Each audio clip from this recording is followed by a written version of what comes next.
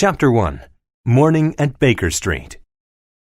My name is Dr. Watson, and for many years I was a good friend of the famous detective Sherlock Holmes. I kept a diary of his cases, and Silver Blaze is one of the first that I recorded. Sherlock Holmes and I shared a house together in London, England. The address was 221B Baker Street.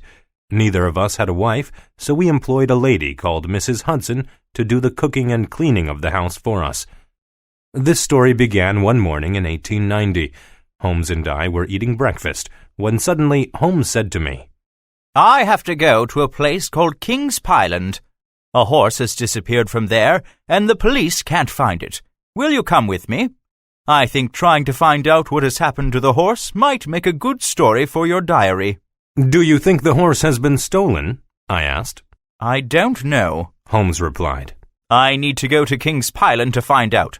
Bring your binoculars." I had read about a stolen horse in the newspapers. "Why is this horse so important, Holmes?" I asked. "Because, Watson," Holmes explained, "it is going to run in a big race called the Wessex Cup. If it wins, a lot of people who have bet large sums of money on it will win a great deal. There are also people who don't want it to win." "Because they have gambled on another horse to win," I said. "Precisely, Watson. So let's go to Paddington Station and catch a train for Dartmoor." "Dartmoor? That's a lonely place. Not many people live there." "That is true, Watson. However, as King's Pyland is a farm near Dartmoor, we must go to the moor if we are to solve the crime." "I see," I said. When we were on the train and sitting comfortably in our seats, Holmes began to tell me about the mystery. "I got a message from Inspector Gregory asking for help 2 days ago. That was Tuesday," said Holmes. 2 days ago?" I exclaimed. "Why the delay, Holmes? Why didn't you go to King's Pyland Farm then?" "Because I thought such a famous horse as Silver Blaze would soon be found, but I was wrong." Holmes paused, and then he said, "Watson, did you read in the newspaper about John Stracker being murdered?" "Yes, most newspapers reported the murder." "Well, Watson, John Stracker was the man who was responsible for looking after the horse, training and exercising it. He was very good at his job, and Silver Blaze has won a lot of races and a great deal of money." "Who owns Silver Blaze?" I asked. "The horse belongs to Colonel Ross, a rich man who owns King's Pyland Farm where he keeps several horses." "Did anyone help John Stracker look after Silver Blaze?" "He had 3 boys to help him. One of the boys guarded the horse at night. They were very careful because many people had bet on Silver Blaze to win, and if for any reason he couldn't run in the Wessex Cup, they would lose money." "I see," I said. "What happened when the horse disappeared?" "Not so fast, Watson. Let me tell you about the people at the farm. John Stracker was a good man who lived in a house near Silver Blaze's stable. He was a married man, but without any children. He employed a local woman to help his wife wash and cook. Her name is Edith Baxter. There are very few houses in the neighborhood, and the nearest town, Tavistock, is 2 miles west, along a lonely country road. 2 miles away in another direction is a bigger farm called Capleton, where there are also horses. This farm is owned by Lord Blackwater, and there is a man named Silas Brown who looks after the horses." Chapter 2. The Curry Dinner. "Now, Watson," Holmes continued, "on Monday, Silver Blaze was locked in his stable for the night. A boy called Ned Hunter was in the stable with the horse to guard him. The other 2 boys went up to John Stracker's house for supper. Edith Baxter then took Ned Hunter his supper and—" "Wait a minute, Holmes. What was the supper?" "Excellent, Watson!" Holmes exclaimed with a thin smile. "You should be a detective." Then he continued, "The meal was curry. Edith Baxter was almost at the stable door when suddenly a man shouted, 'Stop! Can you tell me where I am?' He was well dressed in a grey jacket, trousers, and a hat. He carried a heavy stick. Edith told him he was at King's Pyland Farm. The man then asked her if the curry was the supper for the boy who was guarding the horse. Edith Baxter did not like the look of the man. His face was white, and he was very nervous.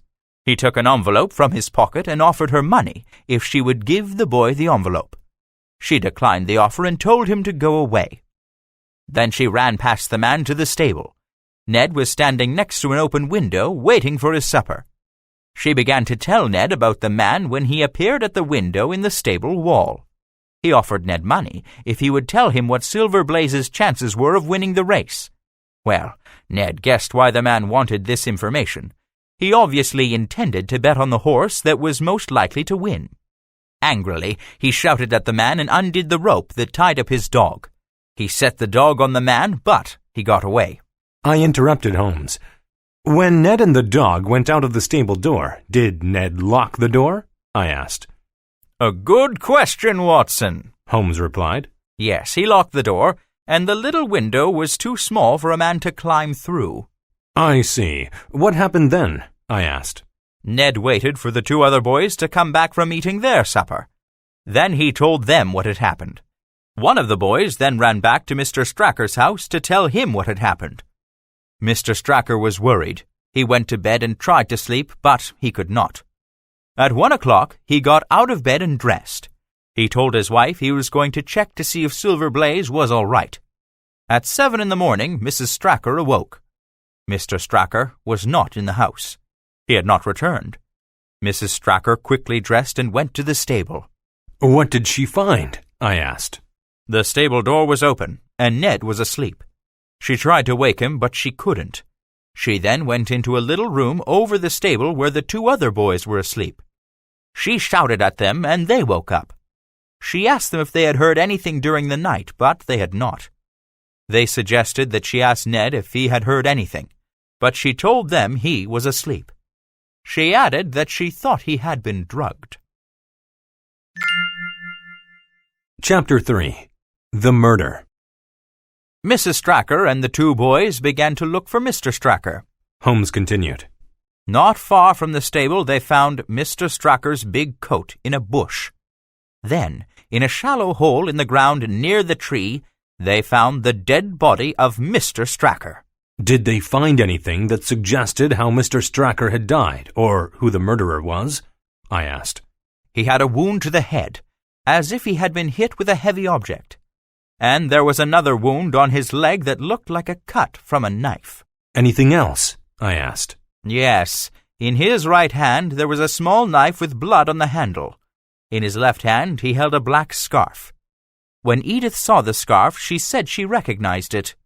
It was the same scarf the man who had talked to her outside the stable was wearing. Ned later agreed that it was the same scarf that the man was wearing on whom he set the dog. Holmes, it was the curry! I exclaimed. What about the curry, Watson? The man put a drug in the curry to make Ned sleep. Yes, that's certainly possible, Holmes replied. Good thinking, Watson. What about the horse? I asked. The ground was soft because of the rain. They could see where the horse had left footprints. Holmes replied. And Inspector Gregory is trying to solve the crime, I said. Is he good at his job? He's quite good, but he does not have much imagination. However, he soon found the man who tried to get information about Silver Blaze from Ned. His name is Fitzroy Simpson. Do you know anything about him? I asked. He is an educated man from a good family who has lost a lot of money betting on horses. Inspector Gregory arrested him, and he admitted to trying to obtain information about Silver Blaze. He also admitted to being interested in another horse called Desborough. This is one of the horses looked after by Silas Brown at Capleton.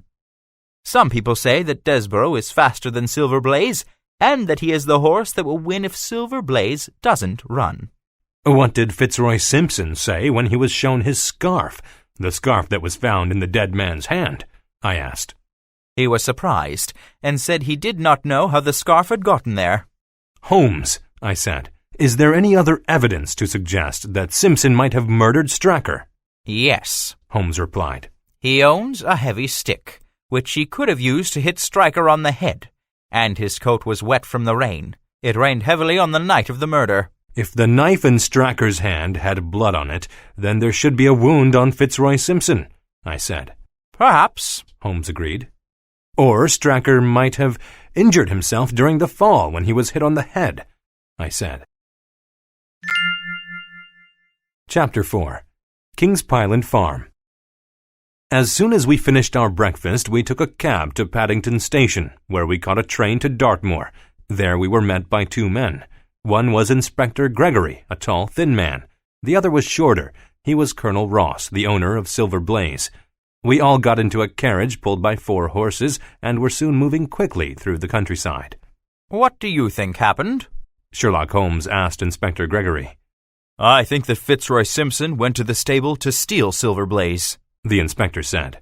"He mixed a drug into Ned's supper. Ned fell asleep, and Fitzroy Simpson took the horse. Straker found Simpson near the stable. There was a fight, and Fitzroy Simpson murdered Straker." I could see from his face that Holmes did not believe this story. Shaking his head, he asked, "Where did Fitzroy Simpson buy the drug? And if Simpson wanted to stop Silver Blaze from running in the race, why didn't he injure the horse in the stable? There was no need for him to steal the animal." Without waiting for an answer, Holmes went on. "Did he have a key to open the door of the stable? Where has he hidden the horse? What about the envelope in his pocket?" Inspector Gregory smiled. "Slowly, Mr. Holmes. Too many questions at once. The envelope had money in it. Fitzroy Simpson has been on holiday in the area and would know a good hiding place for the horse." "What about the scarf?" asked Holmes. "Fitzroy said he lost it, and that Straker must have found it," the inspector said. "Now, I have another important fact. There were some horse thieves in a camp near the farm. Fitzroy might have taken the horse to them." "That's possible," Holmes agreed. "My men are looking for the horse thieves now," the inspector continued. "I see," said Holmes. "Tell me about the other farm, Capleton, where the horse Desborough is. Have you talked to Silas Brown, who looks after that horse?" "We cannot find any evidence that Silas Brown had anything to do with the murder. However, everyone says that Silas did not like Straker," the inspector said. Holmes was silent for a while. He closed his eyes as he was thinking deeply. Then we arrived at the farm and we all got out of the carriage. Suddenly, Holmes said to Colonel Ross, "Is Straker's body here at your farm?" "Yes, it's upstairs," replied the colonel. "Good. I would like to look at it," Holmes said. Then he asked, "Tell me, Colonel, you knew John Straker for many years. Did you think he was a good man?" "I always thought him an excellent man," Colonel Ross replied. Holmes turned to Inspector Gregory. "Did you make a list of all the things in the dead man's pockets?" he asked. "Yes, and I put all the things in a box. You can have a look," the inspector said. He handed Holmes a box. Holmes opened it and looked inside. "What have we here?" he asked. "A silver pocket watch, a box of matches, a small candle, some tobacco, a pipe, some gold coins, a pencil case, some documents, and a knife." He turned to the inspector. "Is this the knife you found in Straker's hand?" The inspector nodded and then said, "Yes. Dr. Watson, do you think it looks like a special kind of knife? One that perhaps a doctor might need? Please, examine it." I examined the knife carefully. I had seen knives like it before. "This is the kind of knife that is used for eye operations," I said. Holmes smiled. "Yes, indeed," he said. "It's used for a special purpose. It's not a knife to fight with." "I asked Mrs. Straker about the knife," the inspector explained, "and she said that John Straker kept it near his bed." "What about the documents?" Holmes asked. "One of them is a receipt for food for the horses," the inspector said. "One is a letter from Colonel Ross. One is a bill from a ladies' dressmaker in London. It is for a very expensive dress. The bill is made out to a Mr. William Derbyshire. Mrs. Straker told us that Mr. Derbyshire is a friend of her husband's, and sometimes letters for Mr. Derbyshire come to their house."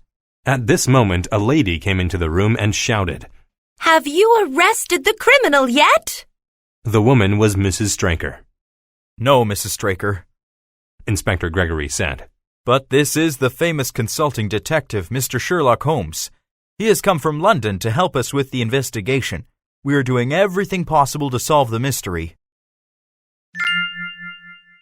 Chapter 5. The Footprints. Mrs. Straker left the room and Holmes said, "Inspector, I would like to see where the body was found. And do you know if there was any wind on the night of the murder?" "No wind, but there was heavy rain, Mr. Holmes." So it could not have been wind that blew the coat into the bush. Someone must have put it there, Holmes said. We left the house and went to where the body of John Stracker had been found. Holmes looked very carefully for any clues that might help him solve the murder. The inspector was carrying a small bag. "What is in that bag you are carrying, Inspector?" I asked. I know how Mr. Holmes works, Doctor, The inspector replied. I have collected as many clues as I can. I have in this bag a boot that Mr. Straker wore on the night of the murder, a shoe from Fitzroy Simpson, and an old horseshoe from Silver Blaze. Holmes was delighted. Excellent, he said.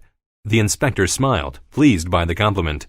I do not think, he said, that you will find anything here. I have looked and looked, and I think I have found all the clues that are to be found.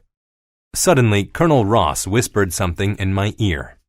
Why is Mr. Holmes on his hands and knees? He asked. Before I could reply, Holmes exclaimed, Hello, what's this? He held up a tiny piece of wood. Well, what is it? Asked Inspector Gregory. It's a match, half burned here in the mud, Holmes answered. I must have missed it, Mr. Holmes. I'm sorry. The inspector apologized. He looked embarrassed by his carelessness. Don't feel bad. I was actually looking for it, Holmes told him. You expected to find a match? The inspector asked, very surprised. Yes, I thought I would, Holmes said. Colonel Ross, who had been thoughtful for some time, said, Do you think I should cancel Silver Blaze from the list of names of horses running in the Wessex Cup? No, Colonel. Keep the name on the list, Holmes told him. Then he asked, Colonel, why did you call the horse Silver Blaze? Because of a white mark on the horse's face. It's between the eyes, the colonel explained. Turning to me, Holmes said, Come, Watson, let us go for a short walk. We set off along a path, leaving the inspector and the colonel behind. What do you think, Holmes? I asked. I think we need to find the horse, Holmes replied. You think the horse is still near here? I asked. Yes, I do. Horses like to be with other horses. Nobody has seen Silver Blaze. The horse thieves would not steal such a famous horse because they wouldn't be able to sell it. They'd know that the police would be looking for it. I think Silver Blaze is at one of the two farms, Capleton or King's Pyland. As we walked, Holmes kept his eyes on the ground.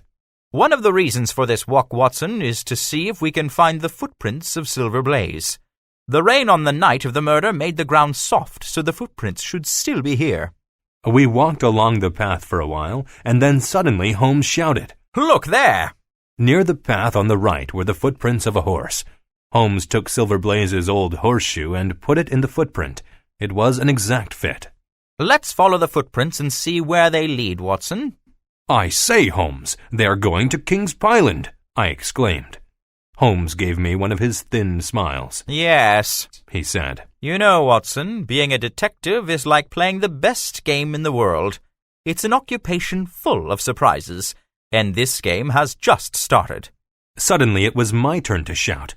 Look, Holmes, there are the footprints of another horse. There are two horses, and the footprints are in a circle. Well done, Watson, Holmes said. Let's follow the prints. See, they're going away from King's Pyland now. Chapter 6. Capleton Farm. We followed the footprints, and they led us to the gate of Capleton Farm. Is anyone here? Holmes called at the gate. A young man came toward us. What do you want? He asked. I want to ask you a question, Holmes said, taking a coin from his pocket. If I come here at 5 o'clock tomorrow morning, can I see Silas Brown? Probably, said the man. He gets up very early. But here he comes. Put your money away. You can give it to me later if you want. An angry older man walked up to us. Who are you? Why are you here? He demanded. Sherlock Holmes spoke to him politely. I would like to talk to you for about 10 minutes. Go away, or my dog will attack you, the man snapped. Holmes moved close to the man and whispered something in his ear. The man looked very surprised and even angrier. It's a lie! It's not true! Not true, I say! He shouted. Are we going to argue in public, or can we talk in private? Holmes asked. The man tried to sound calm. You'd better come into the house. We can talk there, he said. Holmes turned to me. I will not be long, Watson. Please wait here. After about 20 minutes, Holmes returned. He was accompanied by the man. He was no longer angry. It was almost as if he and Holmes were friends. There must be no mistakes, Holmes said to him as they approached. I will do what you want. There will be no mistake, the man said. But should I change it first or not? I did not understand what they were talking about, but Sherlock Holmes laughed. Ha ha ha! No, don't change it. I shall write to you about it. Can I trust you? Oh, yes, Mr. Holmes. You can trust me, the man said. I hope I can, Holmes replied. Then he added, You will get a letter from me tomorrow, Mr. Brown. As Holmes and I walked back along the path, he turned to me and said, That was Silas Brown. He is a mix of a cheat, a liar, and a coward, and he likes to be cruel to other people. Does he have Silver Blaze? I asked. Yes, Watson, I am sure he does. He tried to deny it, but I described exactly what he was doing on the morning of the murder. He thinks I was watching him. Did you see his boots, Watson? The toes were a particular shape, and I saw footprints on the path that were the same shape. I told him that he came across Silver Blaze walking on the path very early in the morning. I said that he decided that if he hid the horse until after the big race, his own horse, Desborough, would win it. But Holmes, I argued, the police searched Capleton and didn't find Silver Blaze. I know, but Silas Brown has worked with horses for a long time, Watson, Holmes explained. He knows many tricks. But he might injure Silver Blaze so that his horse will win, I protested. I don't think so. I told him that I would keep his crime a secret if he did what I said, Holmes told me. Then he added, I don't want you to tell Colonel Ross that we know where Silver Blaze is. He has not been very pleasant to me, and I want to have some fun with him. What about the murder of John Stryker? I asked. Holmes did not reply to my question. Instead, he said, We will go back to London on the train tonight, Watson. I was amazed. Holmes, who had been so clever to find the horse, apparently did not want to solve the crime of murder. Chapter 7. The Mystery Horse. When we got back to King's Pyland Farm, the inspector and the colonel were waiting. Thank you for showing us your farm, Holmes said to the colonel. My friend and I will go back to London tonight. The colonel and the inspector were very surprised. But you have not caught the murderer, the colonel exclaimed. There are some difficulties, said Holmes in a very calm voice. However, I hope to see Silver Blaze run in the big race, so have your jockey ready. He turned to the inspector. Inspector, do you have a photograph of John Stryker? He asked.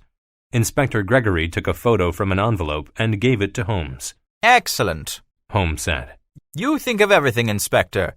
I will now go and talk to Edith Baxter. Holmes walked out of the room. The colonel turned to the inspector and said, The great detective has disappointed me. I was angry. He has told you that your horse will run, I objected. Yes, he says it will run, but why should I believe him? The colonel demanded rudely. Before long, Holmes came back into the room. Now, I am ready to catch the train, he said. We all got into the carriage for the journey to the station. The boy, Ned, was waiting to drive us. In a nearby field, there were some sheep. Who looks after those sheep? Holmes inquired. I do, Ned said. Tell me, have you noticed anything wrong with them lately? Holmes asked him. Some are not walking properly. I think they have injured their legs, Ned replied.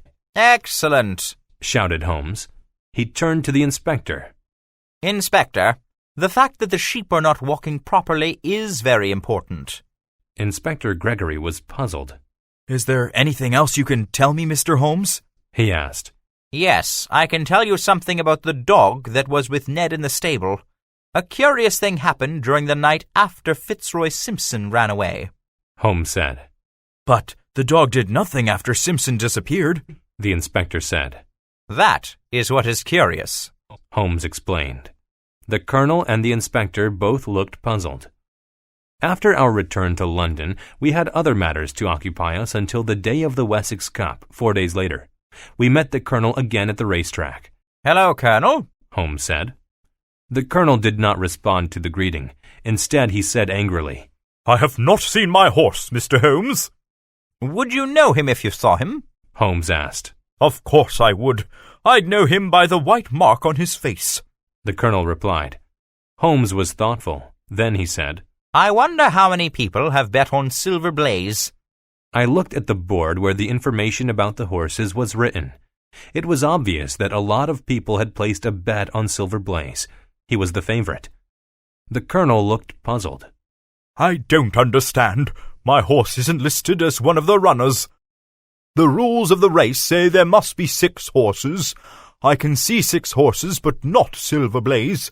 And the jockey of that big black horse is the man I chose to ride Silver Blaze. What is happening? The Colonel demanded. Before Holmes could reply, the race began. It's a very close race, Watson, Holmes said. Desborough is in front, but the big black horse with the Colonel's rider is catching up. I looked through my binoculars and saw the black horse pass Desborough and win the race. My jockey has won the race, the Colonel exclaimed. But he was not riding my horse. What is he up to? Come with me, Holmes said. Let us go and see the horses. When we reached the black horse, Holmes said to the Colonel, If you wash the face of this horse, you will find the white mark of Silver Blaze. I found the horse, but someone had painted his face black. They wanted to hide him and didn't want anyone to recognize him. So, my horse did win, the Colonel said delightedly.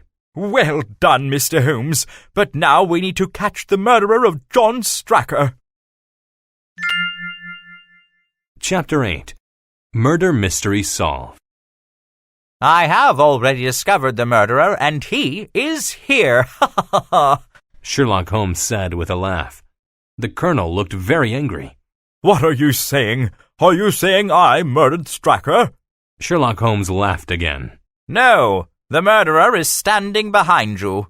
The horse? The Colonel and I exclaimed together. Yes, and I will tell you how it happened, Holmes said. Stracker was a dishonest man. He wanted to injure Silver Blaze so that he could not run. He put a drug into Ned's curry. Only he and his wife could have known that the meal that night was curry and that the boy would not taste the drug in such spicy food. He then took the horse along the path from King's Pyland. He had also found the scarf that Simpson had lost and was going to tie it around the leg he was going to cut. That is why the scarf was found in one of his hands and the knife in the other. When he was out of sight, he got out the special knife we found and tried to cut one of the horse's legs. He wanted to make the horse lame. That's why he had a candle and a match. It was dark and he wanted to see where to cut, I said. Exactly, Watson. And I thought he was a good man, but he deceived me, the Colonel exclaimed. Holmes continued his explanation. When Silver Blaze saw the knife, he got a fright and reared up on his back legs. As he came down, his front legs hit Stracker and killed him. I understand all this, but why were the sheep important, Mr. Holmes? The Colonel asked him. The sheep could not walk properly. I wondered why. Then I realized that Stracker had practice cutting with the knife on the sheep, Holmes explained. You are amazing, Mr. Holmes, the Colonel said. But why did Stracker go to all this trouble? He needed money. He was heavily in debt. The bill for the dress sent to Mr. Derbyshire was the clue to this. I could not understand why another man's bills from a dressmaker were being sent to him. I took the photograph of Stracker to the dressmaker in London, who had sent her bill to Mr. Derbyshire. She knew instantly the man in the photograph and said his name was Derbyshire. I realized that Stracker probably had 2 houses, one in London and one at King's Pyland. He also had 2 wives, or a wife and a mistress. In London he was known as Derbyshire. No doubt his London wife was extravagant, and he had gotten into debt buying her expensive presents. He needed money urgently. He was confident that if Silver Blaze did not win the Wessex Cup, then Desborough would win. He knew that the odds on Desborough winning would be greater than the odds on Silver Blaze. The odds on Silver Blaze to win were 2 to 1, the Colonel said. On Desborough they were 5 to 1. Exactly, Holmes said. Mr. Holmes, you are a great detective, the Colonel complimented him. But tell me one more thing. You said that it was curious that the dog did nothing in the night. What did you mean? Holmes smiled and said, The dog did not bark. Therefore, the dog must have known the person who took the horse. Very clever, Mr. Holmes, laughed the Colonel. Thank you, Colonel, Sherlock Holmes said. But now we must return to Baker Street. I am sure another case awaits me.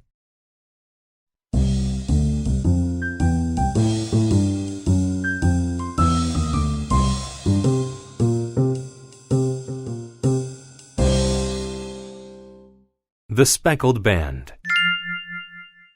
Chapter 1. The Young Woman. When I read many of the stories in my diary, I find that some are tragic, some are funny, but nearly all are strange. Sherlock Holmes was a detective who liked stories that were mysterious. If a case was too easy to solve, he was not interested. Sherlock Holmes worked not for the money, but for the love of solving crimes. No case is stranger than the Speckled Band.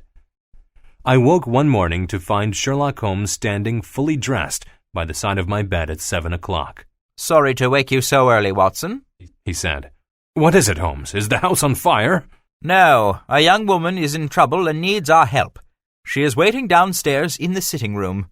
I think it must be serious for her to visit so early in the morning. It might be an interesting case. I thought you would like to follow it from the start. I would not miss a good story for anything, I said. Good. I'll see you downstairs in a few minutes. I dressed quickly and was soon ready. My friend and I entered the sitting room. Please, sit closer to the fire, for I can see you are shivering, Holmes said to the woman who was waiting there. Then he introduced me. This is my good friend Dr. Watson. You can trust him completely. It is not cold that makes me shiver, said the woman. What is it then? Asked Holmes. It is fear, Mr. Holmes. It is terror. I could see her face clearly. She was frightened and looked very nervous. I could see Holmes looking at her very carefully. You must not be afraid. We will help you. You came by train, I see. Yes, but how did you know that, Mr. Holmes? I can see a return train ticket in your left hand. You must have had a very early start, and yet you had a long drive in a dog cart along muddy roads before you got to the station. The young woman looked surprised that Holmes knew so much about her. There is no mystery, my friend said. The left arm of your jacket is splashed with mud in 7 places. There is no other carriage that throws up mud in that way, and the marks are fresh. You are quite right, Mr. Holmes. I left home before 6 this morning and caught the first train into London. If I do not get help, I think I will go mad. Please help me, Mr. Holmes. I don't have anyone else to ask. Of course I will help you, Holmes said in his most calming voice. Now, please, tell me why you have come to see me. I'm not sure about what's happening to me. There are no facts that I can be certain of, just a lot of little things that make me very nervous. Chapter 2. Dr. Grimesby Roylott. The woman paused for a moment to collect her thoughts. Then she said, You should know that my name is Helen Stoner and that I live with my stepfather, Dr. Grimesby Roylott. I know the name, Holmes said. At one time, the family was very rich, but over the last few hundred years, the Roylotts have lost their money. There is now very little left except for a big old house and a few acres of land. My stepfather was able to borrow some money to go to the university to study to be a doctor. He then went to India where he hoped to make a lot of money. At first things went well, but then something happened. The woman paused. She was trembling slightly, I thought. Go on, said Holmes. There were some robberies at his home, and my stepfather became very angry. He thought that one of the servants was the thief. He beat him so badly that he died. My stepfather was sent to prison for a long time for murder, and when he got out of jail, he returned to England with nothing. While he was in India working as a doctor, he met and married my mother. I am a twin, Mr. Holmes. My sister Julia and I were 2 years old when my mother and Dr. Roylott married. My real father had been killed while I was a baby. He left my mother quite a lot of money. Sadly, she was killed in a railway accident not long after we came back to England. My stepfather inherits the income from my mother's investments for as long as my sister and I live with him. However, if either of us marries, he will cease to receive any money from her will. We will receive it. Holmes nodded. He could imagine the problems that such a will would create. A terrible change came over my stepfather after my mother's death. Helen Stoner continued. We all went to live in the big old house, but instead of being friendly to the neighbors, my stepfather fought with everyone. 2 of the fights were so bad that the police took my stepfather to court. Last week, he threw a man off a bridge into the river, and it was only by paying the man's family a lot of money that this case did not end up in court. His only friends are the gypsies. He lets them camp near the house. Sometimes he goes off with them for a few weeks. He does have one friend in India who sends him animals. At the moment, he has a cheetah and a baboon. But that is not the worst thing, Mr. Holmes. 2 years ago, my sister died. I'm sorry to hear that, Holmes said. It is about her death that I wish to speak to you. As you may guess, my sister and I had no chance to meet anyone. However, we have an aunt who lives in Harrow. When we were visiting her on a short holiday, my sister met a man with whom she became friendly. It was not long before he asked her to marry him. When we got home, my sister told my stepfather that she was going to get married. He said nothing, but a fortnight before the wedding, a terrible thing happened. I noticed that Holmes had now closed his eyes and was listening very carefully, as was his habit. Now he half opened his eyes and said, Please try to remember everything about your sister's death. That is easy, for I can never forget what happened. Miss Stoner said with a little shiver. As I told you, the house is very big and old. We only live in one part of this house. The bedrooms are on the ground floor. The first bedroom is my stepfather's. The second was my sister's, and the third one is mine. There are no doors between the rooms, but they all have doors that open into a corridor. The bedroom windows all open to the garden. On the night my sister died, Dr. Roylott had gone to his room early, but he had not gone to bed, for she could smell the cigars he smoked. This smell made my sister feel ill, so she came to my room, and we talked about her wedding. At 11 o'clock she went to her room, but as she was leaving she said, Have you ever heard a whistle in the night? Never, I said. But why do you ask? Because for the last few nights at about 3 o'clock I have heard a soft-sounding whistle. I told her that I probably did not hear the whistle because I slept more deeply than she did.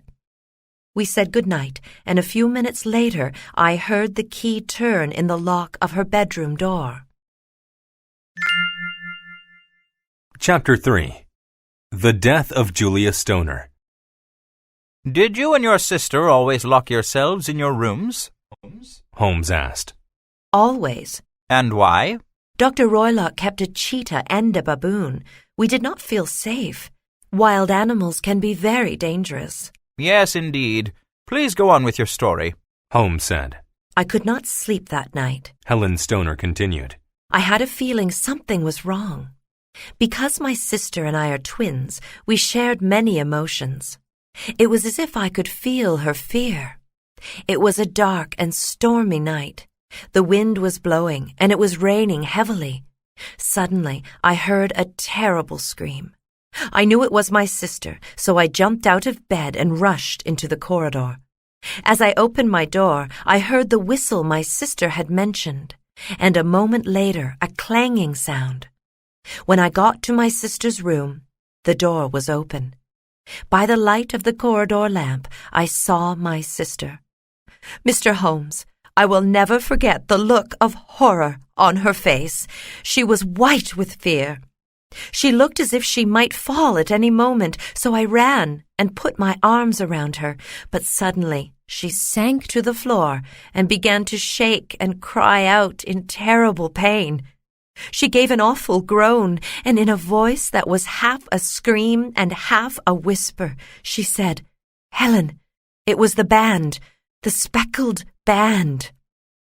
Those were the last words she spoke.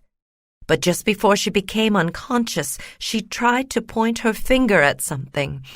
I am not sure, but I think she was pointing to my stepfather's room.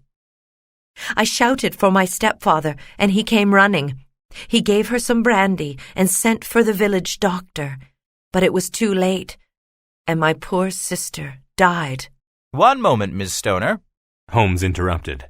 Are you sure about the whistle and the clanging sound? I was asked that same question in court during the investigation of my sister's death. I am sure I did hear those sounds, but in all the excitement and terror, I may have been confused. Was your sister dressed? No, she was in her nightdress. In her right hand, she held a burnt match, and in her left, a matchbox. That is important, Holmes said. It tells me that she saw whatever it was that killed her by the light of the match. What did the investigation find? The investigation was very thorough. The police knew how violent Dr. Roylott was, but there was no clear evidence of how my sister died. The windows were shut and locked, and no holes were found in the walls or floor. I heard my sister lock her door, and the chimney was not big enough for anyone to climb down. My sister was alone when she died. There were no wounds or marks of violence on my sister's body. What about poison? Asked Holmes. The doctors looked, but could find no evidence of poison. Miss Stoner, what do you think was the cause of your sister's death? Holmes asked. I think my sister died of fright, although what caused that fright, I cannot imagine. Were there any gypsies near the house at the time of your sister's death? Holmes asked. Yes, there are always some camped next to the garden. What do you think Julia meant when she said, "It was the band, the speckled band"? Sometimes I think the shock had sent her mad. Perhaps the word band described the group of gypsies, and that speckled was the pattern on the scarves the gypsies often wear. Sherlock Holmes shook his head. It was clear he did not accept this explanation. Chapter 4. Spring Wedding. This is a very interesting mystery, Holmes said. Please, continue your story. 2 years have passed since that terrible night, Helen Stoner said. and I have been very lonely. However, a month ago, a dear friend whom I have known for many years asked me to marry him. His name is Percy Armstrong. When I told my stepfather, I thought he might be angry, but he said nothing, and the wedding is to be in the spring. 2 days ago, building work was started next to my room. A hole has been made in my bedroom wall, and I have to sleep in my sister's old room, in the very bed in which she died. You can imagine my fear, Mr. Holmes, when last night, at about 3 o'clock, I heard a whistle, just like the whistle poor Julia heard. I lit the lamp but saw nothing. I could not get back to sleep, and as soon as it was daylight, I came to see you. That was a wise thing to do, Holmes said. But if I am to help you, you must tell me everything. I have told you everything I know. Miss Stoner, you have not. You are trying to protect your stepfather. I don't know what you mean, Helen Stoner exclaimed. Sherlock Holmes took her arm and pushed up the sleeve of her jacket. There were red marks on her wrist. They were marks made by 4 fingers and a thumb. Your stepfather has been violent with you, hasn't he? Holmes declared. Miss Stoner looked alarmed. He is very strong. I don't think he knows how strong, and he can be a very hard man. There was a long silence while Holmes looked into the fire. At last he spoke. This is a very serious business. We don't have a moment to lose, and there are 1,000 small facts I need to know before I can act. If Dr. Watson and I came down to your house today, would it be possible to look at the scene of the crime? Helen Stoner nodded eagerly. Holmes turned to me. Will you come with me, Watson? Of course I will, Holmes, I said, and then I asked, Do you think Miss Stoner's sister was murdered? I think it is very possible, Holmes replied. To Helen Stoner, he said, If we came down by train in the early afternoon, could we see the place where your sister died? Miss Stoner looked relieved. Yes, we have only one very old servant, but she does not know what is going on. My stepfather is away for the day, so looking around the house will be no trouble. Helen Stoner left to catch the 12 o'clock train. After we said goodbye to her, Holmes and I sat down to breakfast. We discussed the case. What do you make of it, Watson? Holmes asked me. Well, I said, Dr. Roylott obviously has a reason for stopping the wedding. If Miss Stoner marries, the money that his wife left goes to her, and he is left with nothing. Correct. But what about the whistle in the night, the clanging sound, and the mysterious words the dying woman used? It was the band, the speckled band. What do you make of that? I have no idea, I said. Well, Holmes said, talking very slowly as if I were a child, when you think about the gypsies and the fact that the metal clang could be an iron lock being opened, then we begin to see what might have happened. But what did the gypsies do? I don't know yet, Watson. Perhaps you'll have some ideas when we see the bedrooms, I said. Sherlock Holmes looked at me as if I were not very clever and said quietly, Of course, Watson, and that is why we are going there. Chapter 5. Dr. Roylott visits Sherlock Holmes. Our breakfast was interrupted by the door being suddenly thrown open. In the doorway stood one of the biggest men I have ever seen. He was dressed strangely. Half his clothes looked as if they belonged to a farmer and half to a doctor. He had cruel eyes and dark sunburned skin. He shouted, Which of you is Holmes? I am, said my friend. But who are you? I am Dr. Grimesby Roylott. Indeed, I thought you might be. Please, sit down, Holmes said, ignoring the man's rudeness. I will not. What has my stepdaughter been saying to you? I know she has been here. The weather is cold for the time of year, said Sherlock Holmes. Don't try to change the subject, the old man shouted. I know you, and your help is not wanted. You are just a failed policeman. Stay away from me and my stepdaughter. He was carrying a horsewhip, which he shook violently at Holmes. Please, close the door on your way out, replied Sherlock Holmes calmly. Roylott shouted, I am a dangerous man. As if to prove it, he picked up the iron poker from next to the fire and bent it. He then threw it down and stamped out of the room. Sherlock Holmes smiled. Not a very pleasant man, he said. He then picked up the poker and as he bent it straight again, said, Watson, I think you had better bring your gun with you when we go to see Miss Stoner. We left Baker Street soon after and caught the 1 o'clock train. It was not long before we found ourselves outside the big old house with the name Stoke Moran on the gate. We could see Miss Stoner coming toward us. I have been waiting for you, she said as we shook hands. Then she added, Dr. Roylott has gone to town, so it will be safe for you to look around the house. He went to see Dr. Watson and myself, Holmes told her. Miss Stoner was obviously frightened. He is a clever man, and I never know what he might do next, Holmes said. Yes, he did follow you, but he will have to be careful or he may find that someone more clever is following him. He smiled. Try not to worry, Miss Stoner. Now, we must make the best use of the time we have. Please, show us where your sister died.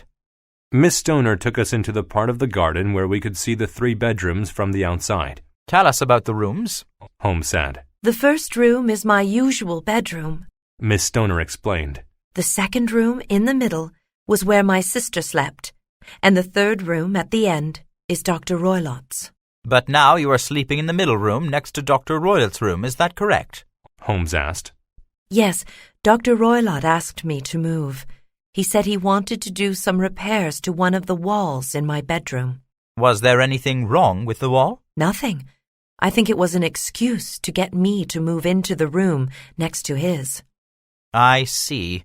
There are shutters on all the windows, aren't there? Holmes asked. Yes, nobody can get in from the garden. Do you always lock the shutters at night? Yes, when the shutters are locked, I feel safe from the cheetah and the baboon. I understand. Let us go inside, Holmes said. Chapter 6. The Clues. We entered the house through a small door and walked down the narrow corridor past the 3 bedrooms. The windows in this corridor are too high up and too small for anyone to get through, Holmes remarked. Are you sure you always lock your doors? Always. Helen Stoner replied. We were both afraid of the animals, Mr. Holmes. Of course.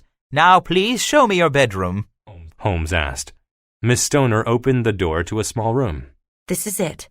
There is not much furniture, as you can see. I looked around the room. There was a bed, 2 chairs, some drawers, and a dressing table.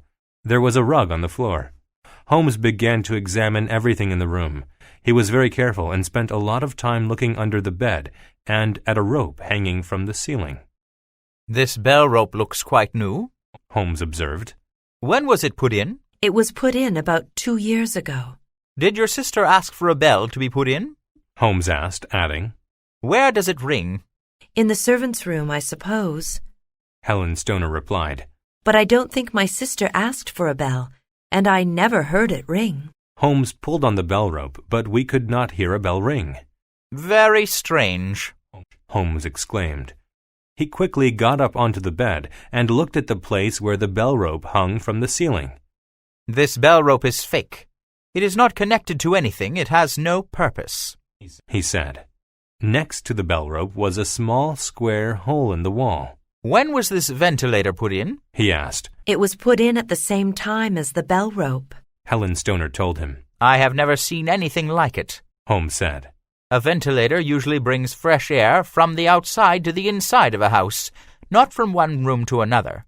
This ventilator is fake, like the bell rope. There has to be a reason. I want to see Dr. Roylett's room. We went into the next room, which was Dr. Roylett's. It had very little furniture.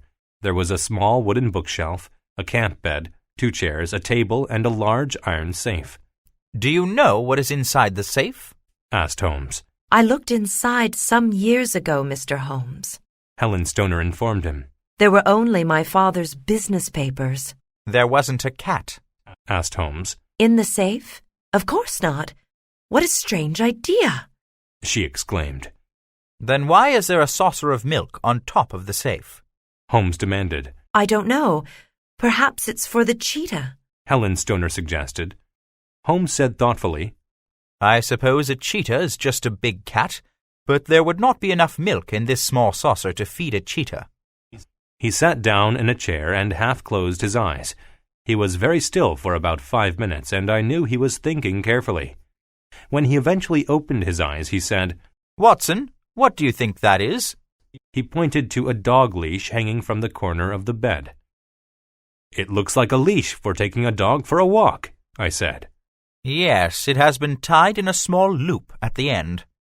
I looked more closely and could see that the leash had been made into a small loop at one end. Perhaps it is for a dog with a very small neck, or a small animal like a rabbit, I suggested. I have never known anyone to take a rabbit for a walk. Holmes snapped at me. This is very serious, Watson, so please don't make jokes. He turned to Helen Stoner. You must do exactly as I say, he said. But first tell me if there is somewhere in the village where we can stay the night. There is a hotel, the Crown, she said. Can we see this house from there? Yes, there are rooms from which you can see this house, she replied. Excellent, Holmes said. Make an excuse to go to bed early tonight. When you hear Dr. Roylett go to bed, you must open your windows and unlock the shutters. Leave a lamp in the window so that we know we can get in. When you have done that, go and sleep in another room. I will do exactly as you say, Mr. Holmes, Helen Stoner said. But what will you do? Dr. Watson and I will spend the night in your room, Holmes told her. Then he said, Now we must go. Dr. Roylett will be returning soon, and he must not find out that we have been here. Chapter 7. The Deadly Bite. Holmes and I left the old house and walked to the village and paid for a room in the Crown Hotel. As we sat waiting in the room until night, Holmes asked me if I had noticed anything strange in the rooms. "The fake bell rope, for one thing," I said. "Yes, and I knew before we left Baker Street that we should find a ventilator," he said.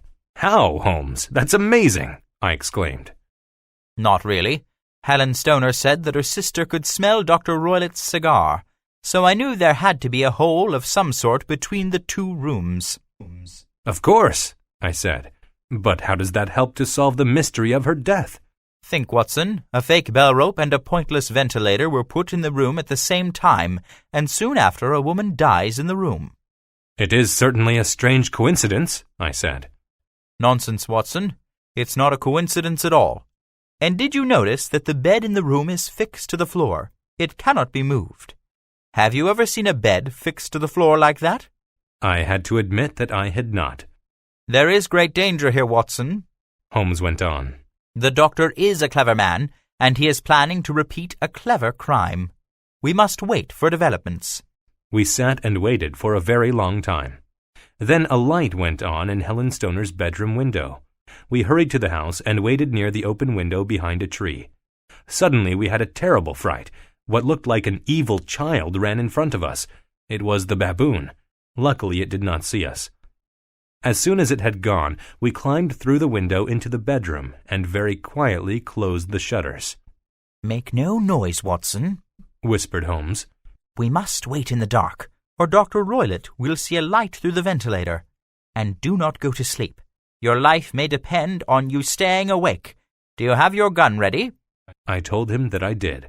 He was carrying a long, thin cane. I did not ask him why he had brought it with him. I assumed he thought he needed some kind of weapon. He took a small candle and some matches from his pocket and put them on the table. We then sat down to wait. The room was dark, and there was no sound except for the church bell that rang every quarter of an hour. The bell rang 12 o'clock, 1 o'clock, 2 o'clock, 3 o'clock, and still nothing happened.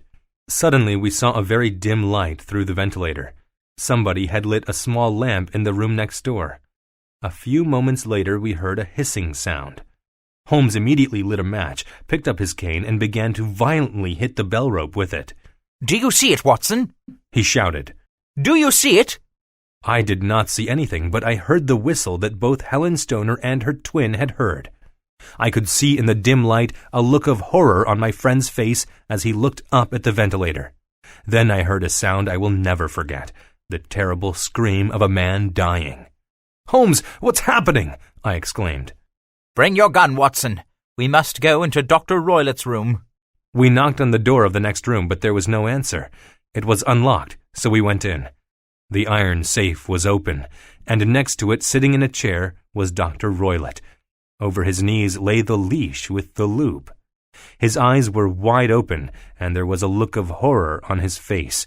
On his head was a very strange-looking hat. "The band, the speckled band," whispered Holmes. I took a step forward, and the hat began to move. "It's not a hat," Holmes said. "It is a swamp adder, one of the most poisonous snakes in the world.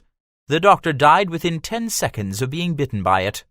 Holmes took the leash with the loop, very carefully caught the snake, and quickly put it inside the safe and closed the door. "Now, we must tell Helen Stoner and the police what has happened," he said.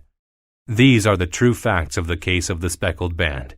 At the investigation into the doctor's death, the coroner decided that Dr. Roylott had been killed while handling a dangerous pet. As we traveled back to London on the train, Holmes told me that at first he had come to the wrong conclusion. "When Miss Stoner's twin talked about the speckled band, I thought she was talking about the gypsies, but I was wrong," he said.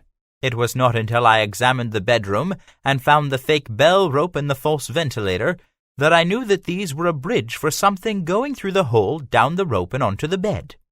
Then I remembered that the doctor had been in India and that he liked strange and dangerous animals. A snake was the obvious answer. As soon as I heard the hissing sound, I knew it was a snake. That's when I attacked it on the bell rope, which it was climbing down." "But what about the whistle?" I asked him. "What was that?" Dr. Roylott had trained the snake to return to him when he whistled. The snake was given some reward when it returned. That is why the saucer of milk was on top of the safe. But why did it attack the doctor? I asked. Because, Watson, when I hit it, it got it angry. It slid back up the rope and through the ventilator and bit the first person it saw. I'm afraid that by hitting the snake I caused Dr. Roylett's death. But I am not sorry, Watson. He was an evil man, a very evil man.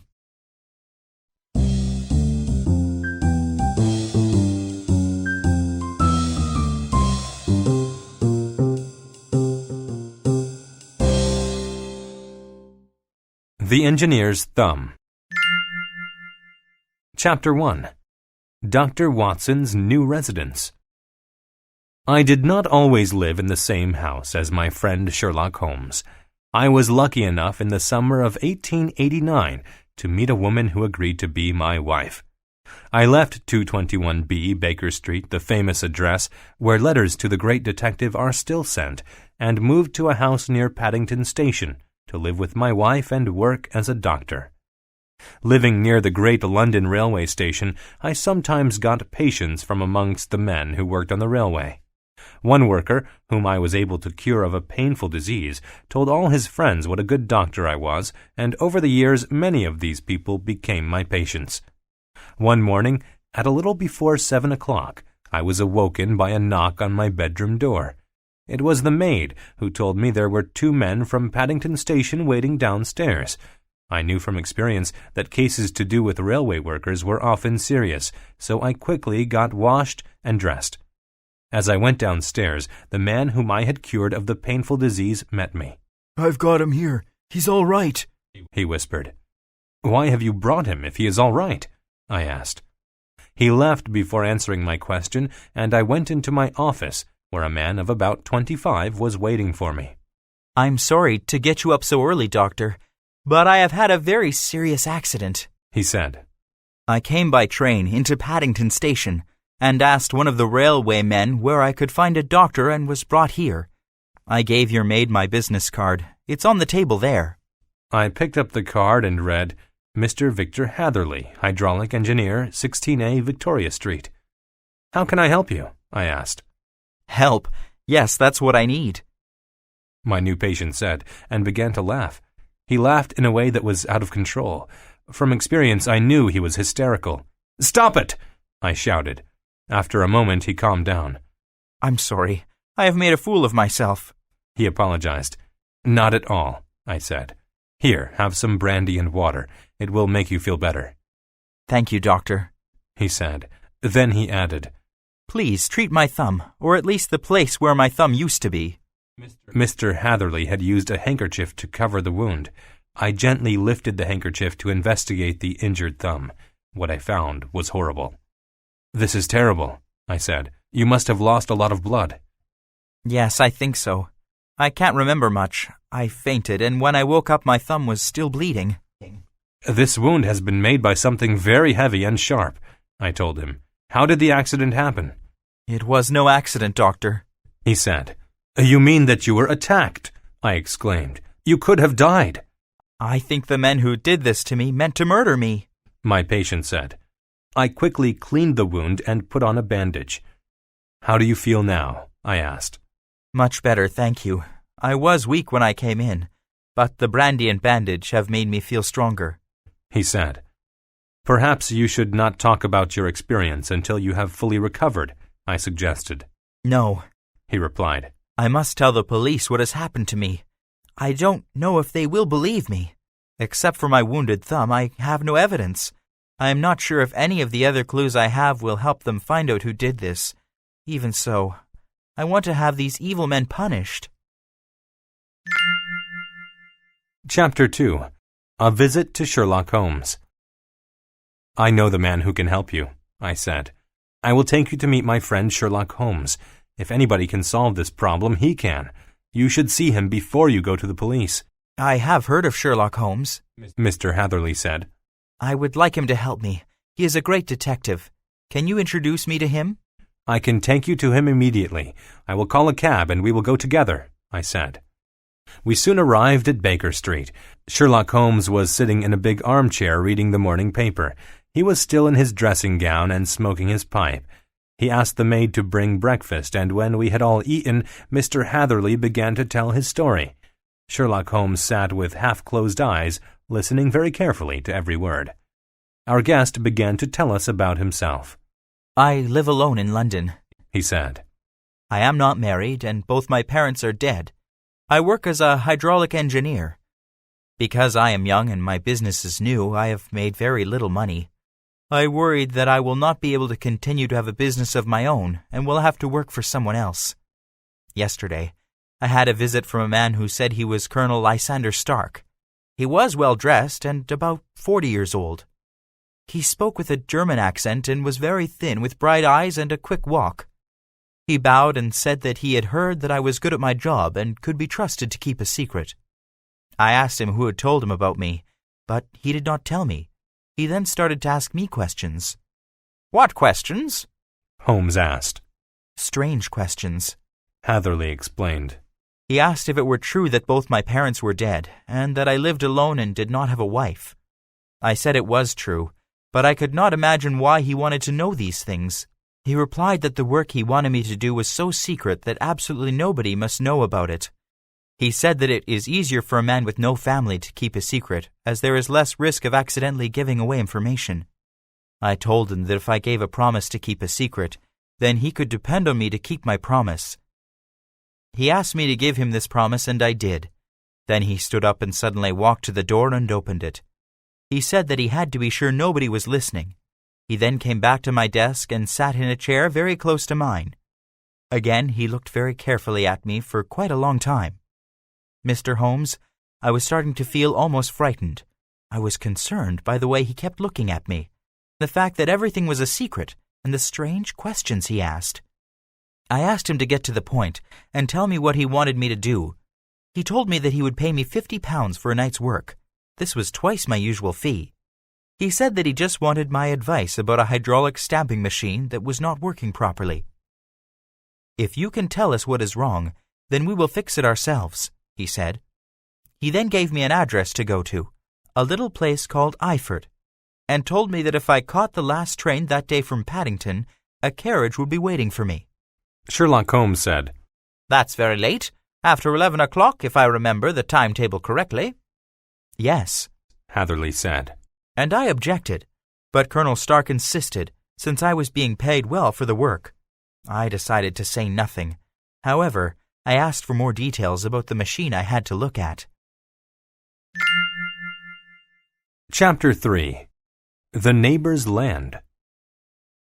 The Colonel said that he understood why I was curious, Hatherley continued. And since I had given my word to keep the secret, he said he would tell me something about the machine.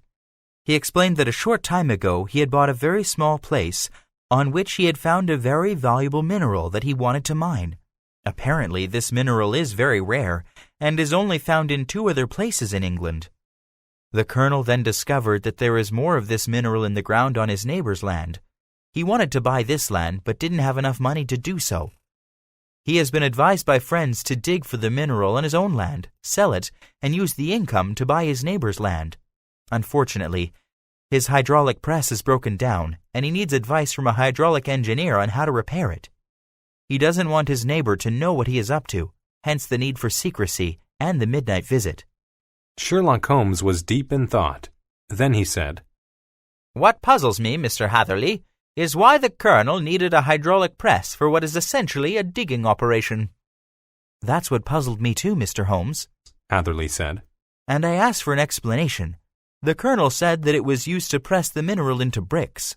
"And you believed him?" Holmes inquired. "I had no real reason not to." "I see. So you caught the last train to Iford?" "Yes, and I arrived at Iford just after midnight. I was the only passenger except for one railway man who looked almost asleep. I walked out of the station and there was the Colonel. He did not say anything, but he held my arm and pushed me toward a carriage that was waiting. He closed the blinds over the windows so I couldn't see out. He then called to the driver and we started to move as fast as the horse would go." "Only one horse?" Holmes asked. "Yes, only one." "What color?" "Brown." "Did the horse look tired or fresh?" "Oh, fresh. I did not see any sweat on the horse." "Thank you. Please continue."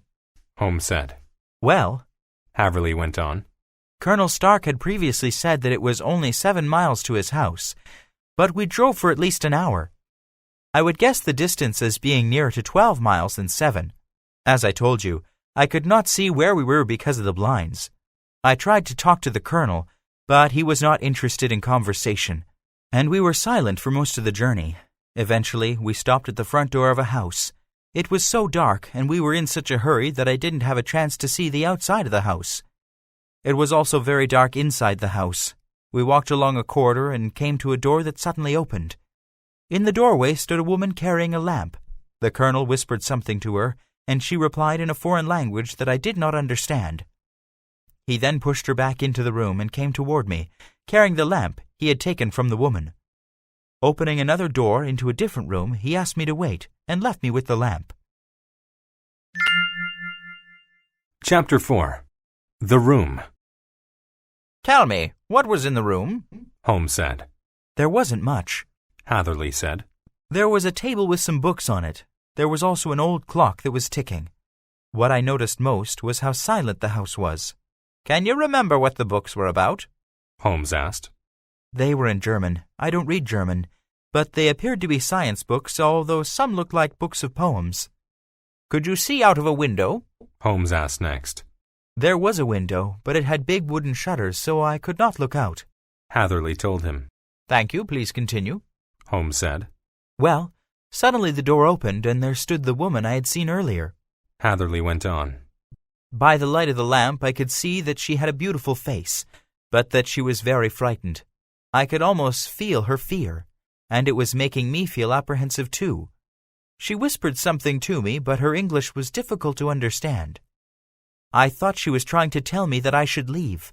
I explained that I had made a promise to look at the machine, and I had to keep my promise. She said that if I left immediately, no one would stop me, and that I should leave before it was too late. But you did not leave, Holmes said. You are correct, Mr. Holmes, Hatherley retorted. I am a stubborn man, and she did not persuade me. But now I wish I had listened. Suddenly we heard people coming. She hurried away. The colonel came back, and now there was another man with them. The colonel introduced him as Mr. Ferguson, his secretary. Then he demanded to know why I had opened the door.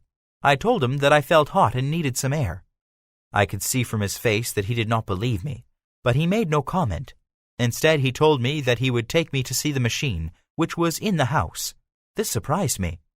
I am sure it did, Holmes observed. People do not dig for minerals inside buildings. I made the same comment. The colonel explained that they brought the machine in the house to be fixed. Most peculiar, Holmes said. Most. Anyway, we went upstairs. Ferguson came with us. We walked down a long corridor. I am sure that if I had not been with the colonel, I would have gotten lost. We eventually came to a small, low door, which the colonel unlocked. He and I went inside, but Ferguson remained outside. Describe the room in as much detail as you can remember, Holmes said. It was a very small square room, Hatherley said. and I was not surprised when the colonel told me that we were actually inside the press. The ceiling, which moved up and down with great force, was part of the machine. The floor was made of metal to take the great weight of the press as it came down. But the walls were made of wood. It really was a very big machine.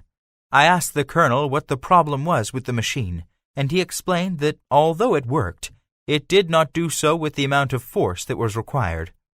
I asked the colonel to start the machine. We left the room and the colonel started the machine. I could tell immediately that the problem was caused by a leak, which was allowing the pressure inside the machine to fall. I soon found the leak and gave instructions on how to repair it. Then I went back into the room to satisfy my curiosity about the purpose of the machine.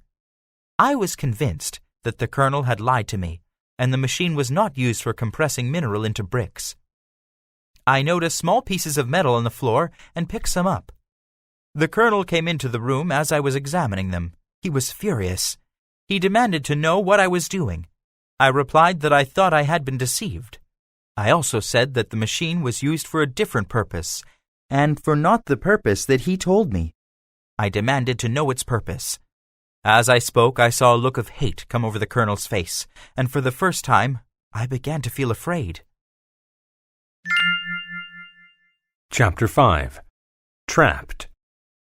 Before I could move, Hatherley continued, the colonel quickly left the room, locking the door behind him. I ran to it and pulled the handle, but it was locked. I was trapped in the room, a room that was actually part of a huge hydraulic press. I shouted, but there was no response. Then I heard a sound that filled me with terror. It was the sound of the machine starting. I looked up and saw the ceiling slowly moving down toward me. Mr. Holmes, I knew that if I did not get out of that room within a few seconds, I would be crushed to death. You may remember that I told you that the walls of the room were made of wood. I saw a light coming through a gap between two of the planks of wood. I soon realized that the gap was slowly widening. As soon as it was wide enough, I crawled through it. It was just in time. As I pulled my feet through the gap, I felt the edge of the ceiling touch them as it moved to the floor. I'm not sure what happened next, because I fainted from the fear and shock. When I regained consciousness, the woman was pulling at my arm, shouting at me to follow her. We raced down some stairs, and just as we reached the bottom, I heard the sound of running feet and the sound of voices calling to each other above us and below us. Quickly, the woman took me into a room and opened the window. We were still high up, but she told me that my only chance was to jump. I knew that if I let the colonel and his men catch me, they would kill me. So I did as the woman said. I climbed out onto a ledge, but I hesitated. I was sure that the colonel would hurt the woman if he knew she had helped me to escape. I begged her to jump with me, but she would not. I was holding onto the window with one hand when the colonel ran up. He had an axe in his hand. The woman begged him to let me go, but he shouted at her that I had seen too much. He ran to the window and struck at my hand with the axe. The pain was so great that I let go of the window and fell to the garden below. And then what? Holmes asked. I was shaken, but not hurt by the fall.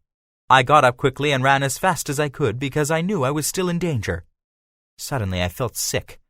Then for the first time I looked down at my hand. I saw that my thumb was missing, and that blood was pouring from a horrible wound. I tried to tie my handkerchief around the injury, but I had already lost a lot of blood. I fell unconscious to the ground. Chapter 6. Back to Iford Station. I don't know how long I was there, Hatherley continued. But when I woke up it was dawn. My clothes were wet and my coat had blood on it. I did not know where I was, but when I stood up, to my amazement, I saw a building that looked just like the railway station I had arrived at the night before. When I took a closer look, I could see that it was indeed the same station. If it had not been for my wounded hand, I would have thought I was in the middle of a nightmare. I walked into the station and asked the porter what time the next train was. It was the same porter who had been on duty the night before. He told me the next train was due in an hour. I then asked him if he knew Colonel Stark. He replied that he had never heard of the man. I found this very strange and considered informing the police, when the porter told me that the nearest police station was a 3-mile walk away. I decided to wait until I arrived back in London to go to the police. As soon as I arrived in Paddington Station this morning, I was taken to Dr. Watson's office. He told me that you could help me and brought me here. I believe I have enough evidence for the police to take action. Sherlock Holmes sat in silence for a moment, and then got up and took a book from one of the shelves on the wall. The book was a kind of scrapbook full of newspaper clippings that Holmes had cut out and kept. Here is an article that was in the paper about a year ago, he said, opening the book at a particular page. He read the article. Missing. Jeremiah Hailing, age 26. An hydraulic engineer, last seen at his home at 10 o'clock at night on September 9th. Anyone possessing information concerning his whereabouts is asked to contact Scotland Yard Police Station. I think that was the last time the Colonel's machine broke down and needed to be repaired. So, this has happened before, Hatherley said. I'm afraid so, Holmes said. Then he added, You are very lucky, Mr. Hatherley. The man who calls himself Colonel Stark, and I'm sure that is not his real name, is clearly very dangerous. What are you going to do, Holmes? I asked him. First, he said, we will go to the police and tell them about the connection between Mr. Hatherley and the missing Jeremiah Hailing. Then we will travel to Iford Station. 3 hours later, we were on a train to Iford Station. There were 5 of us, Inspector Bradstreet of Scotland Yard, Sherlock Holmes, another police detective, Mr. Hatherley, and me. Inspector Bradstreet had brought a map with him, and he drew a 10-mile circle around Iford Station. "The house where they took you must be near this line," the inspector said. "You said you thought you travelled about 10 miles in the carriage." Yes, Hatherley said. it was at least an hour's drive. "And you think they brought you back to the station while you were unconscious," the inspector added. They must have, or someone did, Hatherley said. What I don't understand, I said, is why they did not just leave you in the garden, or even kill you. It is strange, Dr. Watson, Hatherley said, especially since I have never known such a cruel man as the Colonel. The inspector looked at the circle he had drawn. "I wish I knew at which place on the circle we could find these people," he said. I think I can tell you, Holmes said quietly. Let me see the map. Chapter 7. The Burning House. "We all know how clever you are, Mr. Holmes," the inspector said. "But before you give us the benefit of your opinion, why don't we each suggest where we think Mr. Hatherley was taken? They really don't have time to waste. I think Mr. Hatherley was taken south. That area is largely uninhabited." He turned to Hatherley. "Where do you think you were taken, sir?" I think I was taken east, Hatherley said. Let me see the map, I said. The inspector passed it to me, and I studied it for a moment or two. I think he went north, I said. There are no hills in that direction, and Mr. Hatherley did not say that they traveled up a hill. "If you ask me, he went west," the other policeman said. "There are several quiet little villages there." "Now it's your turn, Mr. Holmes," the inspector said. Holmes smiled. You are all wrong, he said. "That's impossible," the inspector said. "He had to have been taken in one direction or the other." Holmes put his finger in the center of the circle. Let us say that the journey was not 10 miles away from its starting point, but 5 miles out and 5 miles back. You said yourself, Mr. Hatherley, that at the beginning of the journey the horse was fresh. No horse can pull a carriage 10 miles over rough roads without being exhausted. What are you saying, Holmes? I asked. I am saying, Watson, Holmes explained, that Hatherley was taken to a house very near the railway station. He was tricked. The night was dark, and Mr. Hatherley already told us that the blinds were closed, so he could not see anything. And this Colonel Stark, or whatever his name is, insisted you come at night, so that he could trick you in this way. "It's the kind of trick one would expect from a criminal such as a forger or a counterfeiter," the inspector said. Well done, Inspector, Holmes said. The hydraulic press you went to see was not being used for compacting minerals. It was being used to stamp out counterfeit coins. "We shall catch them in the act," the inspector said. In this, however, the inspector was wrong. As the train pulled into Iford Station, we could see a large fire burning among some trees near the railway line. What is burning? Holmes asked a railway porter as we got off the train. That's Dr. Betcher's house, the porter said. It's been burning since last night. Is Dr. Betcher German? Holmes asked. No, sir. He's English, but there's been a foreigner staying with him. We hurried toward the burning house. Look there, Hatherley exclaimed. That is the window I climbed through. That is where I fell and became unconscious. I am sure we shall find traces of your blood on the ground, Holmes said. I think it highly probable that when you escaped from the press, what you at first thought was a room, you left behind the oil lamp. The press crushed it, and the burning oil set fire to the wooden walls of the machine. The house is old, and the fire quickly spread. When we reached the house, firemen were still trying to put out the fire. The chief fire officer expressed surprise at finding a hydraulic press in the house. He was even more surprised when one of his men brought a human thumb to show him. As for the counterfeiters, they were nowhere to be seen, and they were never heard of again.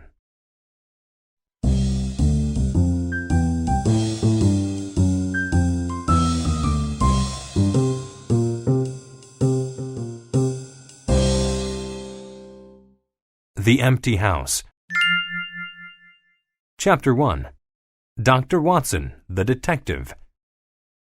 In the spring of 1894, there was great interest in London in the mysterious murder of Ronald Adair. For me, not only was it an interesting case, but it also gave me the greatest shock of my life. My close friendship with Sherlock Holmes, who had disappeared and whom I believed to be dead, had made me very interested in crime. I read about all the crimes that were reported in the newspapers, and even tried to solve them using Sherlock Holmes's methods. Ronald Adair was the second son of the Earl of Maynooth, who at that time was an important man in the government of Australia. Ronald Adair's mother had returned to England from Australia for an eye operation. Ronald, his mother, and his sister were living together at 427 Park Lane. Ronald came from an excellent family and only mixed with people of good character. He was intending to marry Miss Edith Woodley. However, the couple did not proceed with the wedding. Miss Woodley and Mr. Adair decided that they were not right for each other, and they parted. Ronald Adair appears to have led a very normal life, and yet on the night of March 30th, 1894, somewhere between the hours of 10 and 11:20, he was murdered. He liked to play cards and was a member of several card clubs. He played for money, but he was rich and never played for more money than he could afford to lose. On the afternoon of the murder, he had played cards with 3 men, Mr. Murray, Colonel Moran, and Sir John Hardy. They all said that no one had lost or won much money that day, and that at the most Ronald Adair may have lost £5. Losing such a small amount of money would not have troubled such a rich man. At the investigation into his death, a witness stated that in one card game, which he had played a few weeks before with his partner, Colonel Moran, he had won £420 from Godfrey Milner and Lord Balmoral. On the evening of his murder, he came home from playing cards at 10 o'clock. His mother and sister were out. A servant gave evidence that she had heard Ronald Adair go into a room at the front of the house on the 2nd floor. No sound was heard from the room for nearly an hour and a half. Ronald's mother and sister came home at 11:20 and went to say good night to Mr. Adair. The door to the room was locked. Finally, they had to break the lock to get in. What they found was horrible. Ronald Adair had a large bullet wound in his head, but no gun was found in the room. The bullet was a special soft one that exploded on impact. On the table was some money, 2 10-pound notes, and some gold and silver coins placed in small piles. There was also a list of the names of some of his friends he played cards with. Chapter 2. Hello, Holmes. The newspapers called the murder of Ronald Adair the Park Lane mystery because Park Lane was the name of the street where he lived. It was an extremely strange case. No reason could be found for why Ronald Adair had locked the door of the room. It was possible that the murderer, after killing Adair, had locked the door and then jumped out of the window. However, the window was 20 feet above the ground, so to jump out of it would have been dangerous. Also, there was a flower garden beneath the window, but none of the flowers had been broken, and there were no footprints. Apparently, therefore, Adair had locked the door himself. If a gun had been fired through the open window, the murderer would have to have been an excellent shot, as the police thought the special bullet had been fired from a handgun. Park Lane is a busy street, and no one heard a shot or saw anything suspicious. Another problem was that there seemed to be no motive for the murder. No money or valuables had been stolen, and Ronald Adair was not known to have any enemies. I decided to visit the house on Park Lane. Sherlock Holmes had taught me that a lot can be learned from studying the scene of a crime. When I arrived at the house, there were a number of people standing around talking and looking up at the window. There was a wall around the garden, which would have been easy to climb, but it would have been impossible to climb up to the window from the garden without a ladder. No ladder had been mentioned during the investigation. A tall, thin man with colored glasses, whom I think was a detective out of uniform, was describing to the small crowd what he thought had happened. His ideas seemed ridiculous to me, and I walked away. As I did so, I bumped into a man carrying a pile of books. The books fell to the ground, and the man shouted angrily at me. I apologized for bumping into him and helped him pick up the books. I guessed that he was a collector. He was elderly with white hair, and he looked as though there was something wrong with his back. The books were obviously precious to him, and as soon as they were safely back in his arms, he hurried away. I returned home, but stopped for something to eat on the way. When I got home, the maid told me there was someone to see me. To my amazement, it was the old book collector. "You're surprised to see me, sir?" he said in a strange voice. "I am," I said. "I felt I should apologize for being so angry," he said. "There is no need," I told him. I was entirely to blame. I was not looking where I was going. "But tell me," I asked, "how did you know where to find me?" "I live nearby," he replied. "I own the bookshop on the corner. I'd like to give you some books to fill the space in the shelf behind you." I turned my head to look at the space he was talking about. When I turned back, I saw Sherlock Holmes standing and smiling at me.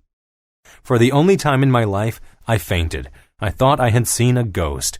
I regained consciousness to find Holmes bending over me. "My dear Watson," he said, "I owe you 1,000 apologies. I had no idea you would be so affected by my sudden reappearance." "But Holmes," I exclaimed, "I believed you to be dead. Is it really you? Are you truly alive?" "Yes, this is really me. But don't talk just yet. I have given you a terrible shock by my sudden appearance. It was silly of me." "I'm fine now," I said. "But I thought you had fallen over a cliff or been pushed over by Moriarty." Moriarty was a dangerous criminal whom Holmes had been trying to catch for many years. "No, but that is what I wanted people to think," Holmes explained. "Moriarty and I did fight on the edge of the cliff, but I was able to throw him, and it was he who fell to his death, not me." "But Holmes," I exclaimed, "I saw your footprints at the edge of the cliff. They suddenly stopped at the edge, and there were no footprints leading back from the edge." "Do you remember that there was a cliff above the path as well as a big drop below it?" he asked. "Yes, but it was too steep to climb." "That is what you wrote in your story," Holmes said. "But you were wrong. It was not an easy climb, but I managed to climb until I reached a shelf of rock where I rested. I had only been there a few minutes when a huge rock went rolling past me. For a moment I thought it might have been an accident, but I looked up and saw a man's head, and then another rock came down. Moriarty's accomplices were trying to kill me." "So that is why you pretended to die," I said. "It was to make your enemies believe you were dead so that they would leave you alone. Very clever, Holmes." "The only person who knew I was not dead was my brother Mycroft," Holmes said. "He helped me by looking after my affairs in England while I travelled the world." "The Moriarty gang were put on trial and sent to prison," I said. "Yes, Watson, but 2 of them were never caught, so I was not safe. One has died, but the other is in London. This is why I have returned." Sherlock Holmes then paused for a moment before continuing. "Watson, I was very sad to learn that your wife had died. I am so sorry. I think that work is the best way for you to stop thinking of her. So, tonight we will try together to solve the Park Lane mystery." Chapter 3. The Dummy. It was like old times when I found myself sitting next to Sherlock Holmes in a cab with my gun in my pocket. I thought we were going to Baker Street, but Holmes stopped the cab at a different address. We got out and walked through a maze of small dark streets and narrow lanes. It would have been very difficult for anyone to follow us. Finally, we came to a dark corridor between 2 tall buildings. At the end of the corridor was a door. Holmes took a key from his pocket, opened the door, and led me inside. "Where are we, Holmes?" I asked as I followed him up some stairs and into a room. "Look out of the window." "But that is where we used to live on Baker Street." "Yes, Watson, I thought you would be surprised." "I don't understand. Why are we here?" I asked. "We are here because we can get such a good view of where Sherlock Holmes might be expected to live if he were alive," Holmes said. "Look more closely, Watson." I moved closer to the window and looked at 221B, the address I knew so well. I gave a shout of amazement. "Holmes, it's you!" "No, Watson, it's a model of me." I had to touch Holmes to make sure that he was really with me and not across the street. "It looks just like you," I exclaimed. "That shadow on the window could be your shadow." "You must remember, Watson," Holmes explained. "the only people who knew I was alive were my brother Mycroft and the man who tried to kill me on the cliff path." "I understand," I said. "If they believed I might still be alive," he continued, "all Moriarty's gang had to do was to wait until I came back to London." "You think they have been watching your old room?" I asked. I know they have.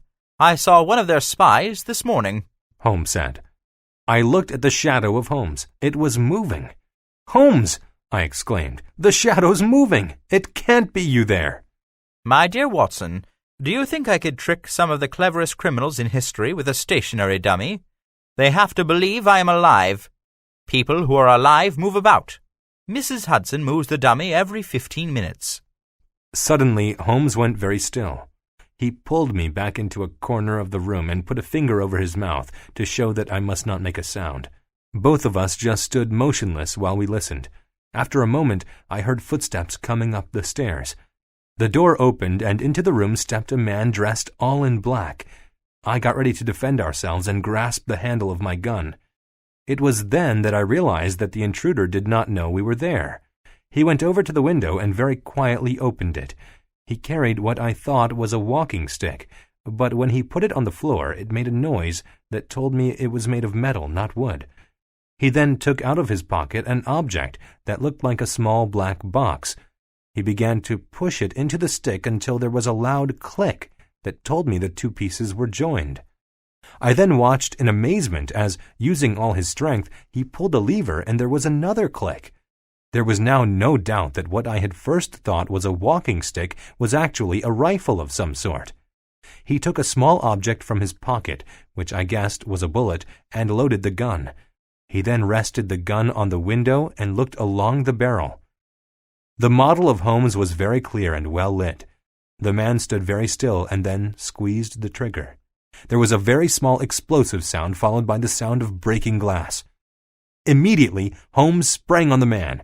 Holmes struggled with him, and I was able to hit the man on the head with the handle of my gun. I then threw him on the floor and stood over him with my revolver. Meanwhile, Holmes had blown a whistle, and almost immediately 3 policemen came running up the stairs. Chapter 4. Under Arrest. Is that you, Lestrade? Holmes called. Inspector Lestrade was a detective that Sherlock Holmes had often worked with in the past. Yes, Mr. Holmes, and it's good to see you back in London, sir. I decided you could do with a little help. 3 undetected murders in a year is not good, Inspector, Holmes said as the 2 men shook hands. The other policemen now had the man who had just shot Holmes under arrest. They had lamps, and for the first time we could see the prisoner. He was looking at Holmes with hatred in his eyes. Colonel Moran, I believe, Holmes said. I haven't had the pleasure of seeing you since you attempted to kill me on the cliff path. Holmes turned to me. This is Colonel Sebastian Moran, Watson, one of the best rifle shots in the world. I believe I am correct in saying that he has killed more tigers than anyone else. He turned back to Moran. I'm surprised, Colonel, that you attempted to shoot me in my own home. Why did you not just shoot me in the street? I'm not interested in anything you have to say, Colonel Moran said. The police have arrested me and I will let the law judge me, not Sherlock Holmes. That is reasonable enough, said Inspector Lestrade. Do you have anything more to say before we leave, Mr. Holmes? Holmes had picked up the powerful air gun from the floor and was examining it carefully. I have heard about this gun, he said. It makes no noise and has great power. Lestrade, look after the gun and the special bullets that fit in it. I will take very good care of it, Lestrade replied. What charge will you bring against the Colonel in court? Holmes asked. The attempted murder of Sherlock Holmes, the inspector said. I would prefer not to be named in this matter. You have got your man, Inspector, the man who every policeman in London has been looking for. I don't understand, Lestrade said. This man is the villain who shot Ronald Adair with an exploding bullet fired from an air gun. Holmes explained. He shot Ronald Adair through the open window on the 30th of last month. That should be what you charge him for. Holmes turned to me. And now, Watson, he said, I think we will go back to our old rooms together and smoke a cigar. We walked across the road and up the stairs of 221B, where we were met by Mrs. Hudson, who smiled happily. She was obviously glad to see us both. Thank you, Mrs. Hudson, for a job well done, said Holmes. I did as you said, sir, and moved the dummy on my hands and knees, she replied. Did you see where the bullet went? I did, sir, and I'm afraid it has ruined the dummy. Such a pity, sir. It resembled you so well. I found the bullet on the carpet, sir. It had gone right through the head. Here it is. She handed Sherlock Holmes something that looked more like a coin than a bullet.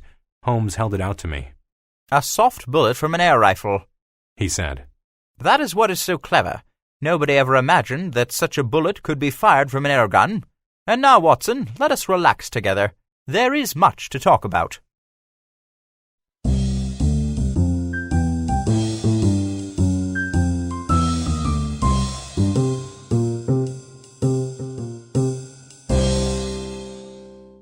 Playlet, the murder of Lord Fortesque. Inspector Lestrade and a police constable are waiting in the sitting room of a large country house. In the center of the room is a wheelchair, in which is the body of an old man. Holmes and Watson are led into the sitting room of a large country house by a young woman, Lady Sylvia Fortesque. Mr. Holmes, Dr. Watson, how good of you to come. I always like to help if I can. I see you have left the dead man exactly where he was shot. I know Mr. Holmes's ways. He likes to look at the scene of the crime without anyone touching anything. Excellent, Lestrade. Lady Fortesque, could your father move at all? No, he lost the use of his legs 5 years ago. Can you tell me what happened? I was talking to one of the servants in the kitchen when we heard a shot. We ran to the room. It took no more than a few seconds and found my father shot in the chest. The window was shut. Anyone trying to escape into the garden could not have opened the window, climbed through, and shut it again in a few seconds. No. And the door, was it opened or shut? The door was shut. I say, Holmes. What is it, Watson? The door is at the end of the corridor.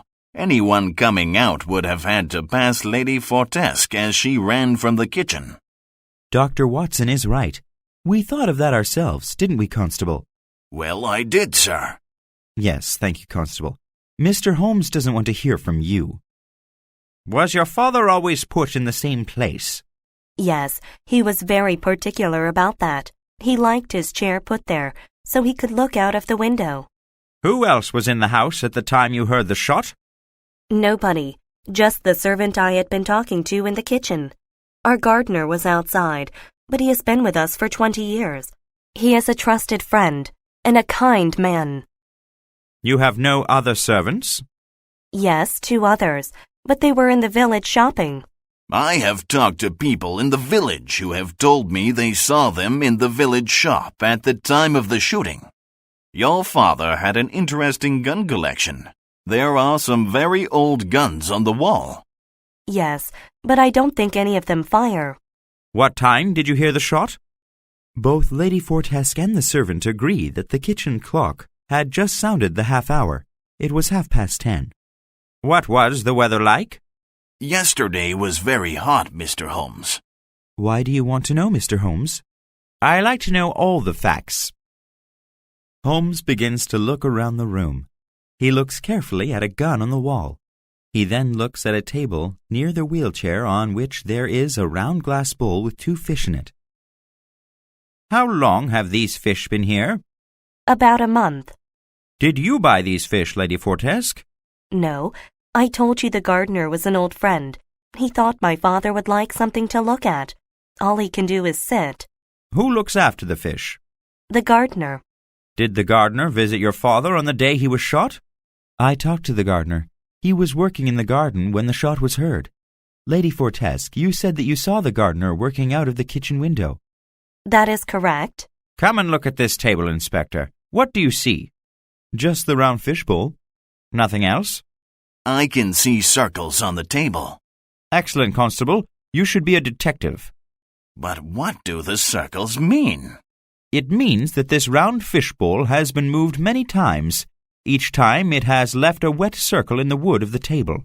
My father was always complaining that the gardener kept moving the fish. Did your father and the gardener ever argue? Only once. About what? I'd rather not talk about it. I think it could be very important. The gardener asked my father if he could marry me. My father said no. The puzzle is complete. Constable, go and arrest the gardener. How could the gardener fire the shot? He was out in the garden. But he had moved the fishbowl. Did the fish fire the gun? Don't be silly, Watson. Then how did the gardener kill my father? The old gun on the wall was ready to fire. If you look, you will see that a bullet from that gun would travel in a straight line to where your father was sitting. Holmes, you're right. But Holmes, to make this old gun work, you need a spark or a flame. Or heat, Watson. So where did the heat come from? From the sun. It was a hot day, but not hot enough to start a fire inside the house. But the sun shined through the fishbowl. And the bowl was like your magnifying glass, Mr. Holmes. Of course. You can start a fire with a magnifying glass. I learned how to do that when I was a boy. The bowl had to be in just the right place for the fire to begin. That is why the gardener had to keep moving the bowl. The sun had to shine through the bowl and hit the gun at the exact place where the gunpowder was waiting. And because the wheelchair was always in the same place, the bullet couldn't miss. Your father was right not to let the gardener marry you. He is an evil and clever man.